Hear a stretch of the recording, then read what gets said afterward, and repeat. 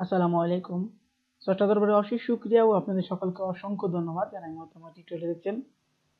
আজকে টিউটোরিয়ালে আমরা শিখব কিভাবে আমরা ব্লুহোস্টের যে সিপনেল ওই সিপনেল থেকে আমরা কিভাবে আমাদের সাইডের ডেটাবেজের ব্যাকআপ নিব, অর্থাৎ আপনার একটি ওয়েবসাইট আছে, সেই ওয়েবসাইটের ডেটাবেজটাকে কিভাবে ব্যাকআপ নেবেন, কিভাবে আপনার কাছে আপনার যে ডেটাগুলো থাকে সেগুলো আপনার লোকাল পিসিতে রাখবেন, সেই জিনিসটাই আমরা দেখবো আজকে।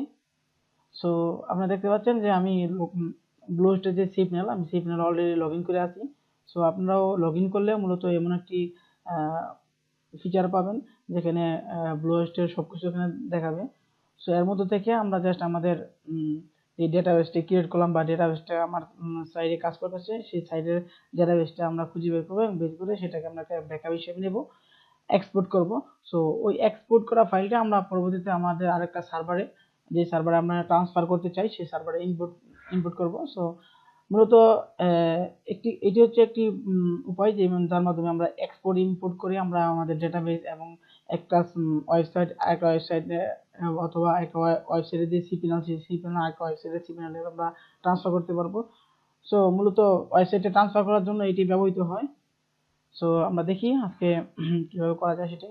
সো প্রথমেই আমরা এখানে যে ডেটাবেজের যেই অপশনটা, সেই অপশনটাতে যাব। এখানে অনেক সময় মিনিমাইজ হয়ে থাকে, সেই ক্ষেত্রে এখানে প্লাসে ক্লিক করলে ম্যাক্সিমাইজ হবে এবং আমরা এগুলো দেখতে পারবো আর কি। দেন আমরা এখান থেকে পিএইচপি মাই অ্যাডমিন অর্থাৎ এটাকে ক্লিক করে জাস্ট আমরা ঢুকবো। এখানে একটু ওয়েট করি, জাস্ট একটু ওয়েট করলে এটা লোড হবে। ওটার উপর এখানে আমার যত ডেটাবেস আছে সব ডেটাবেজেই বাম পাশে দেখাবে। এখানে জাস্ট আমার একটি ডেটাবেস আছে, সো একটি ডেটাবেজই দেখাচ্ছে।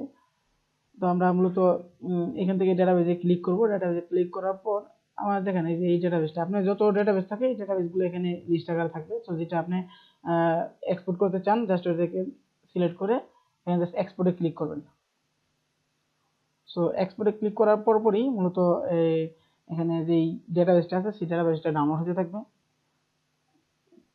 এবং গো দিতে হবে। দেন দেখতেছেন যে এখানে ডাউনলোড হচ্ছে। সো একটু ওয়েট করবো, জাস্ট আমরা এই ডাউনলোড হইতে হইতে যেই সময়টা নেই সেই সময়টা। দেন ডাউনলোড হওয়ার পর আমরা জাস্ট এটাকে একইভাবে জাস্ট আমরা এইভাবে ইনপুট করব। এখানে জাস্ট আমি এখন এক্সপোর্ট করলাম, সেমভাবে সেম ওয়েতে আমি জাস্ট আমার সার্ভারে ঢুকবো। সার্ভারে ঢুকে আমি জাস্ট আমার ডেটাবেসটা, যে ডেটাবেসটা সিলেক্ট আমি আপলোড করবো সেই ডেটাবেসটা আমার যে কোনো একটি নির্দিষ্ট জায়গায় রেখে আমার সেম ওয়েতে এখানে এসে জাস্ট এখানে ইম্পোর্টে যাব। ইম্পোর্টে গিয়ে আমি জাস্ট আমার ফাইলটা দেখাই দিব যে কোন ফাইলটা, যে ব্রাউজ ইওর কম্পিউটার, আমার কম্পিউটার থেকে ব্রাউজ করে আমার যে ডেটাবেস যে ফাইলটা যেটা এখন নামাইলাম জাস্ট এই জিনিসটা আমি এখানে দেখাই দিলে দেন আমি যদি আপলোড দিই সেটা অটোমেটিকলি আপলোড হয়ে যাবে। এবং সেক্ষেত্রে আপনার ডেটাবেসের যে ইউজার নেম,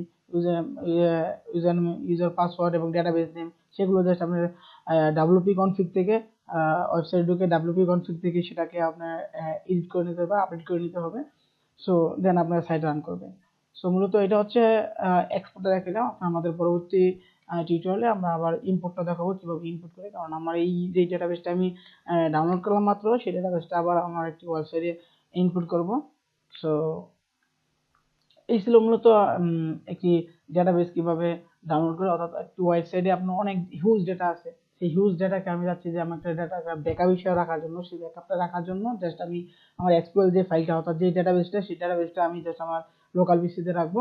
সো এক্সপোর্ট করে আমি জাস্ট ডেটাবেসটা রাখলে আমার জায়গায় সাইটটা একটা সেফটি থাকে আর কি, যে কখনো যে আপনার সাইটে কোনো প্রবলেম হলে সেই ক্ষেত্রে আবার এটাকে রিস্টোর করার জন্য আপনি লোকাল থেকে আপনার যেই ডেটাবেসটা আপনি এখানে ডাউনলোড করে রাখবেন সেই ডেটাবেসটা আপলোড করলে আপনার সব ডেটা এখানে চলে আসবে। সো কোনো ডেটা ফল করবে না। সো এই হচ্ছে ডেটাবেস এক্সপোর্ট করে রাখার সিস্টেম। সো পরবর্তী টিউটোরিয়াল দেখার জন্য আমন্ত্রণ রইল। পরবর্তী টিউটোরিয়ালে আমাদের ডেটাবেস কিভাবে ইনপুট করবে সেই সিস্টেমে থাকবে। সো সে পর্যন্ত সবাই ভালো থাকেন, ধন্যবাদ।